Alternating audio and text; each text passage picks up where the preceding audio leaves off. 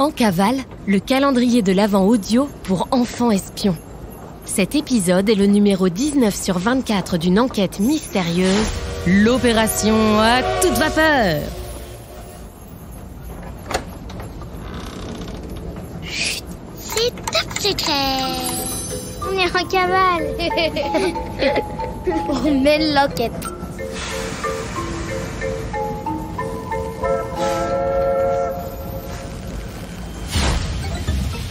Issu d'une famille de généalogistes depuis de nombreuses générations, expert pour retrouver vos ancêtres, je suis la personne à contacter pour retrouver le fil de votre histoire personnelle et familiale.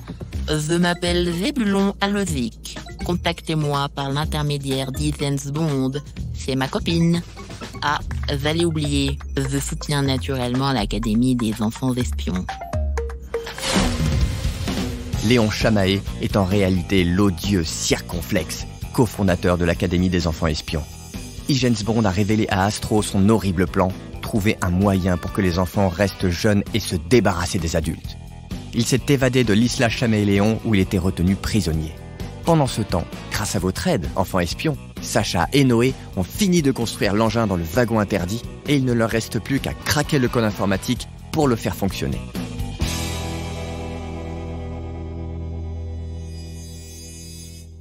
« 19 décembre, 10h32, à bord du Transmerveilleux Express. »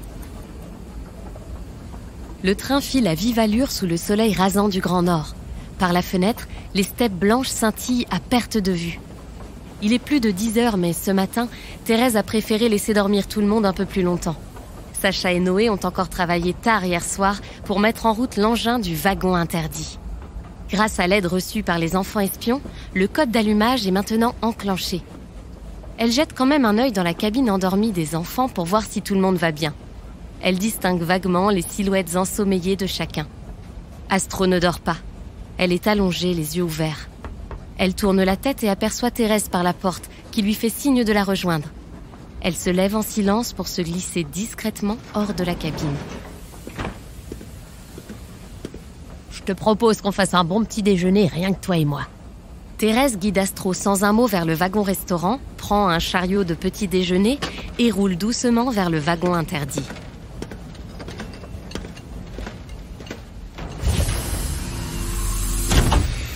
Waouh, ce wagon interdit est impressionnant.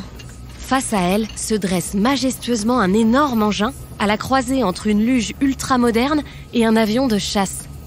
Thérèse installe le petit déjeuner à l'extrémité de l'établi à bricolage. Oui, et c'est entièrement à Sacha et Noé qu'on doit cette petite merveille. Ces deux petits sont fascinants. Ils seront l'un comme l'autre d'excellents enfants espions. Ils ont ça dans le sang. Que voulez-vous dire? Tu te souviens de ton enfance, Astro? Avant l'académie? Astro hoche la tête pour dire non. Depuis les révélations de Circonflexe, quelques souvenirs remontent pourtant. Son grand-père, astrophysicien, qui lui montrait les planètes. Sa mère qui adorait les plantes. Puis très vite, tous ses souvenirs sont à l'académie, son endroit préféré. Sacha a grandi seul avec son papa, qui était ingénieur également. Il lui a tout appris, et cette petite s'intéresse plus à la mécanique des machines qu'aux poupées depuis sa plus tendre enfance. Son père a collaboré plusieurs fois avec James Bond et savait que sa fille finirait à l'Académie des enfants espions. Thérèse marque une pause et regarde Astro profondément avant de poursuivre. Noé, lui, a grandi dans une famille nombreuse. Il est le dernier d'une fratrie de 5. Il est extrêmement intelligent et observateur. Ses parents étaient souvent en déplacement et compensaient leur absence en leur offrant plein de jeux vidéo et des télés toujours plus grandes. Ça convenait très bien à ses frères et sœurs, mais il manquait quelque chose à Noé. De la nourriture intellectuelle. Lui aurait voulu explorer, sortir, dessiner, jardiner, observer les insectes, dormir à la belle étoile. Bref, autant dire que Noé était très différent de sa famille. À tel point qu'il était complètement incompris des siens. Incompris? Oui. Et il devait se rebeller pour ne pas regarder d'écran et se cacher pour lire des livres. Il en veut énormément à ses parents. Astro mange sa tartine pensivement. Elle réfléchit à sa propre condition et à son histoire personnelle. Elle regarde Thérèse, ouvre la bouche plusieurs fois, mais ravale ses questions. Elle remet un peu de confiture sur sa tartine et se retourne vers le véhicule. « Bon, et ça alors ?» dit-elle en pointant du menton l'engin construit par Noé et Sacha. « Ce Trainus 4000 va faire un heureux !» Un Trainus 4000. Ça ressemble vraiment au traîneau du Père Noël. Le téléphone violet posé derrière Thérèse les coupe net dans leur conversation.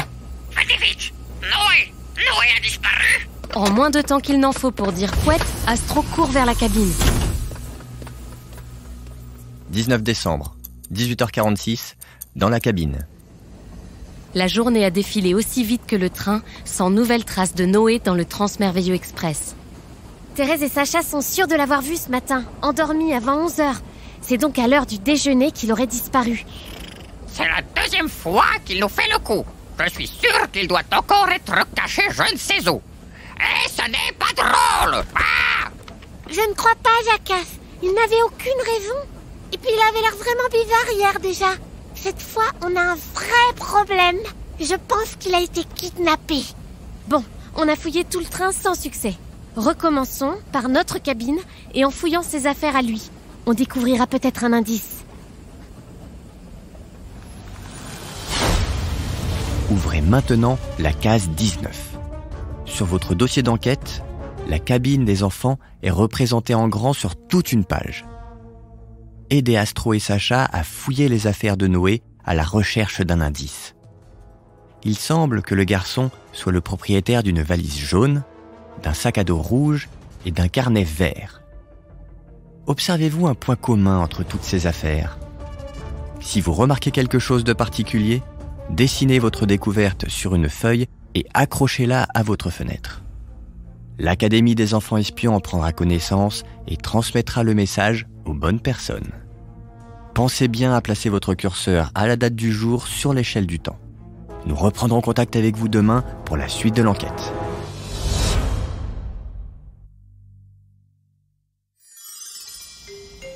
Bonjour les enfants espions, c'est Simone.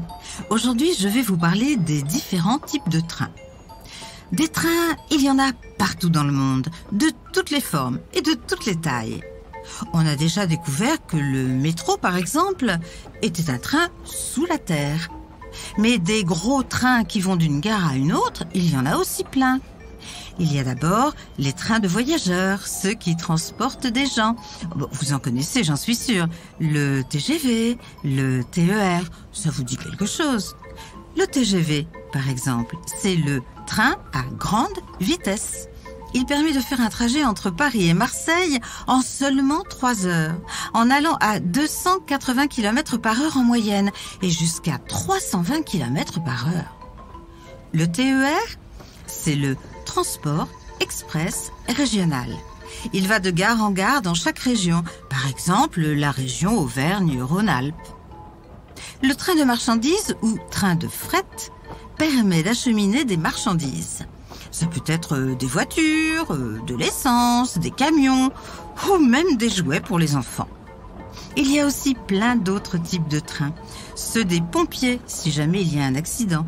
Des trains de secours, des trains de travaux pour construire les chemins de fer et les entretenir. Le saviez-vous? Chaque jour, 15 000 trains circulent dans toute la France en transportant des marchandises ou des voyageurs.